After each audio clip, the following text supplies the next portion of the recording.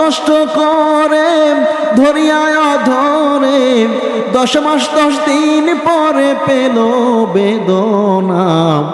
এমন দরদি ভবে কেউ হবে না আমার মা গো। মায়ের এক ধার দুধের দাম কাটিয়া গায়ের চাম, এক ধার দুধের দাম, মায়ের এক ধার দুধের দাম কাটিয়া গায়ের চাম। পাহকশ বানাইল ঋণের শোধ হবে না। এমন দরদি ভবে কেউ হবে না আমার মা গো। ওরে প্রসবের কি ব্যথা মা জানে সে কথা, মরিয়াও যেন মায়ের মরণ হইল না। ওরে প্রসবের কি ব্যথা মা জানে সে কথা, মরিয়াও যেন মায়ের মরণ হইল না। মায়ের ঠেকিয়া সন্তানের দায় অকালে মা মারা যায়। মায়ের ঠেকিয়া সন্তানের দায়, মায়ের ঠেকিয়া সন্তানের দায় অকালে মা মারা যায়। কেন সে মায়ের ভক্তি রাখো না। এমন দরদি ভবে কেউ হবে না আমার মা গো। মায়ের এক ধার দুধের দাম কাটিয়া গায়ের চাম, এক ধার দুধের দাম, মায়ের এক ধার দুধের দাম কাটিয়া গায়ের চাম। পাহকশ বানাইল ঋণের শোধ হবে না। এমন দরদি ভবে কেউ হবে না আমার মা গো। এমন দরদি ভবে কেউ হবে না আমার মা গো। যারা বলেন মারহাবা। আমার মনে হয় আপনাদের খুব খারাপ লাগতেছে। বাপজানা ভাইজানেরা, দুনিয়ার জমিনে যখন আমি আপনি চলে আসলাম, আমার আল্লাহ তাআলা বিজ্ঞানীরা রিসার্চ করে দেখেছে, কোনো মানুষ যখন দুনিয়ার জমিনে আসে, ওই মানুষটা 24 ঘন্টার মধ্যে 1,60,000 বার নিঃশ্বাস ছাড়ে। শুরুত শুরুত শুরুত শুরুত নিচ্ছি না, মানুষ আঁকা আছে, নিঃশ্বাস লোয়ার জন্য মানুষ রেখে দিচ্ছি আমরা। কে লোয়াচ্ছে? আল্লাহ তাআলা। যদি বিল দেওয়া লাগতো, যদি বিল দেওয়া লাগতো, খালি আটা না করে 1,60,000 বার, কোনো বিজ্ঞানী বলেছেন 1,60,000 বার 24 ঘন্টার মধ্যে যদি আটা না করে দেওয়া লাগতো, কত দেওয়া লাগতো? যদি 20,000 ধরেন, যদি 10,000 টাকা বিল দেওয়া লাগতো প্রতিদিন, জীবন থাকতো, তাহলে গরিব মানুষ বাঁচত। এমডি মন্ত্রীরা দেশের তেল কিনালে সব শেষ, আর গরিব মানুষের ওটা পাত্তাই পাইতো না। যদি বিল দেওয়া লাগতো তাহলে কিন্তু এটার পাত্তা পাইতো না, গরিব মানুষ মরে যেত। বাপজানা ভাইজানেরা, গভীর মনোযোগ দিয়ে শুনুন। আমার আল্লাহ তাআলা একটা অক্সিজেনের সিলিন্ডার দিয়া একজন ফেরেশতা নিয়োগ করে দিয়ে বলেন, আমার বান্দার জন্য তুমি নিয়োগ হয়ে যাও, আমার বান্দার জন্য তুমি নিয়োগ হয়ে থাকো। আল্লাহর বান্দা যখন নিঃশ্বাসটা ছেড়ে দেয়, ওই বান্দার নিঃশ্বাসটা যখন ছেড়ে দেয়, ফেরেশতা আল্লাহকে ডাকতে বলেন, মাবুদ এই নিঃশ্বাসটাকে ভিতরে আমি আবার দিব নাকি? আল্লাহ ডাকতে বলেন, যতক্ষণ পর্যন্ত ওই বান্দার অক্সিজেনের বরাদ্দ শেষ না হবে ততক্ষণ পর্যন্ত তুমি দিতে থাকো আর তুলতে থাকো, বের করতে থাকো আর ঢোকাতে থাকো। আল্লাহ তাআলার অর্ডার পাইয়া ওই ফেরেশতা আমাকে আপনাকে অক্সিজেনের বরাদ্দ, নিঃশ্বাসের বরাদ্দ আমি আপনি ফ্রিভাবে সারা জীবন কন্টিনিউ নিচ্ছি, কোনো বিল দেওয়া নাই। বাপজানা ভাই জানালাম, আমরা বিদ্যুৎ ব্যবহার করি, এটার যদি বিল না দেই 2 মাস 3 মাস পরে আপনার বাড়ির লাইনটা কেটে দেয়। আল্লাহ তাআলা কখনো রাগ করে আপনার লাইনটা কাটে নাই। বিনা টাকায় আপনাকে আল্লাহ তাআলা এত দামি একটা জিনিস অক্সিজেন আল্লাহ তাআলা সরবরাহ করে যাচ্ছেন। আল্লাহ তাআলা বান্দার মুখের দিকে তাকিয়ে আছেন। বান্দা যদি আমি আল্লাহকে যদি ডাক দেয়, আমি আল্লাহকে যদি ডাক দেয়, বান্দা কিন্তু আল্লাহকে ভুলে আছে। বাপজানা ভাই জানেরা, আপনি কিন্তু দুনিয়ার জমিনে আসার পরে আল্লাহকে ভুলে আসি। আল্লাহকে ভুলে থাকার কারণে আমি আপনি গুনার মধ্যে হাবুডুবু খাচ্ছি। আমি আপনি যদি গুনার মধ্যে হাবুডুবু খায় দুনিয়ার জমিন ছাড়ি, তাহলে কিন্তু আমার অবস্থা আপনার অবস্থা খুব খারাপ। তার কারণ 6 দিন পরে নখ খুলে যাবে, 9 দিন পরে চুল। কবর দেশের সামানা নিতে কইরো না কেউ ভুল। কবর জাগা ভালো না, কবর জাগা ভালো না, কবর জাগা ভালো না, কবর জাগা ভালো না।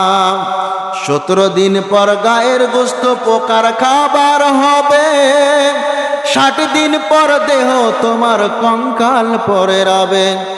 17 দিন পর গায়ের গোস্ত পোকার খাবার হবে, 60 দিন পর দেহ তোমার কঙ্কাল পরে রবে।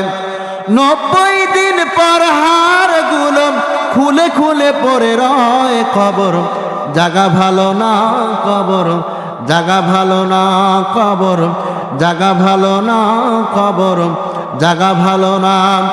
6 দিন পরে নখ খুলে যাবে, 6 দিন পরে নখ খুলে যাবে, 9 দিন পরে চুল।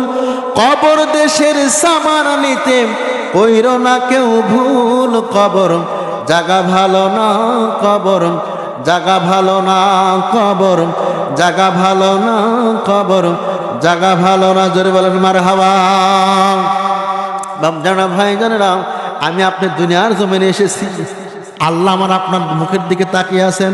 ফাজকুরুনি আযকুরুকুম, আমি কিন্তু এখানে আসবো আবার।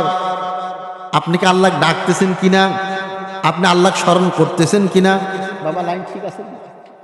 বাপজানা ভাই জানেরা, আমি কিন্তু ঘুরে আবার এখানে আসব। আপনি আমি যদি আল্লাহ স্মরণ থেকে গাফেল হয়ে যাই, দূরে সরে যাই, পৃথক হয়ে যাই, জুদা হয়ে যাই, আল্লাহ আপনার মুখের দিকে তাকিয়ে আছেন। আপনার কিন্তু অক্সিজেন লাইনটা কেটে দেয় নাই, আপনার অক্সিজেন আল্লাহ তাআলা সরবরাহ করে দিয়ে যাচ্ছেন। আমি আপনি যখন দুনিয়ার জমিনে খাওয়া দাওয়া শেষ করে ঘুম দেই, এই ঘুম বিনাহার বাজারে 1 কেজি কিনতে পাওয়া যায়? কিনতে পাওয়া যায়? তাহলে যে আরাম মতো খাওয়া দাওয়া করে ঘুমাইলেন, এটা কিনতে পাওয়া যায় না। কত মানুষ আছে কত 10 টাকা দামের ঘুমের ট্যাবলেটকে ঘুম হয় না। সারাদিন পরিশ্রম করার পরে ঘুম দিলেন, এপিট ওপিট পাও ভাঁজ করলেন, লম্বা করে দিলেন। আমি কি জন্য বলতেছি, আপনি আল্লাহকে চিনলেন কিনা? আমি যে আলোচনাগুলো করতেছি এটা আপনার আল্লাহ চিনলেন কিনা? ফাজকুরুনি আযকুরুকুম, আপনি আল্লাহ চিনলেন কিনা? আল্লাহ চিনতে গেলে আপনার কি দরকার আর কি প্রয়োজন, এই প্রয়োজনটাই আমি বোঝানোর জন্য এই আলোচনাগুলো করতেছি। আপনি আল্লাহ চিনলেন কিনা, আপনি রব মানতেছেন কিনা? আল্লাহ তাআলা বলেছেন কোরআনের মধ্যে, ইউরিদুনা লিইতফিউ নূরাল্লাহি বিআফওয়াহিহিম ওয়াল্লাহু মুতিম্মু নূরিহি ওয়ালাউ কারিহাল কাফিরুন। জোরে বলেন আল্লাহু আকবার। দুনিয়ার জমিনে যখন একদল মানুষ আল্লাহর মতপথের উপর আহ্বান করবে, চলবে, ডাকবে, আল্লাহর আইন চালাতে চাইবে, এই কথা শুনে আবার মনে করেন না হুজুর কোনো রাজনৈতিক কথা বলবে। আমি কিন্তু কোনো রাজনৈতিক বক্তা না, আমি রাজনীতি পছন্দ করি না, আমি সেটা আগেই বলে দিতেছি। তবে এখন মাহফিলে আলোচনা করতে গেলে অনেক সময় অনেক মানুষ অনেক বিভিন্ন দিক দিয়ে বিভিন্ন কথা বলে থাকে। বাপ জানা ভাই জানা, সেদিকে আমি যাই না। আমার আল্লাহ তাআলা ডেকে বলতেছেন, যখন দুনিয়ার জমিনে কোনো বান্দা আমি আল্লাহ তাআলার পক্ষে থেকে ডাকে, তখন নিশ্চয়ই তোমাদের পক্ষে আমার এই দিনকে, আমার আলোকে, এই প্রতিষ্ঠিত দিনকে, আমার ইসলামকে তারা ফু দিয়ে নিভাই দিয়েছে। ইউরিদুনা লিইতফিউ নূরাল্লাহি বিআফওয়াহিহিম ওয়াল্লাহু মুতিম্মু নূরিহি ওয়ালাউ কারিহাল কাফিরুন।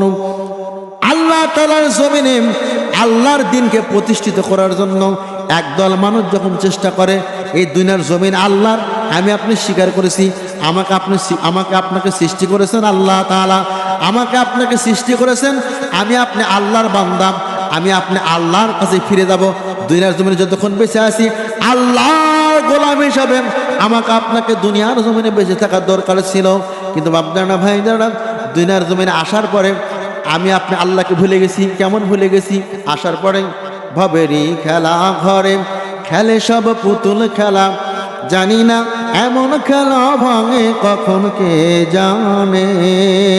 বানাইয়াছে পুতুল যিনি একদিন ভাঙবে তিনি, বানাইয়াছে পুতুল যিনি একদিন ভাঙবে তিনি। জানি না কোন খেলাতে ভাঙে পুতুল আপন মনে। ভবেরই খেলা ঘরে খেলে সব পুতুল খেলা। অনেকদিন আগে একটা এই কথা শুনেছিলাম, মাটির দেহ খানি এই মাটিতে মিশে যাবে, হিসাবের খাতা পরকালের সঙ্গী হবে। মিছে দুনিয়াদারি কিছুই রবে না, কিসাদে বানায় সবে দালান কোঠায় আপন মনে।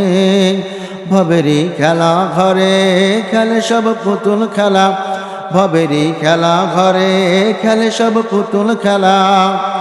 বাউল সে যে কেউ সংসার সাজায় খুশি মতো, স্বার্থের কারণে ঘুরে সবাই অবিরত।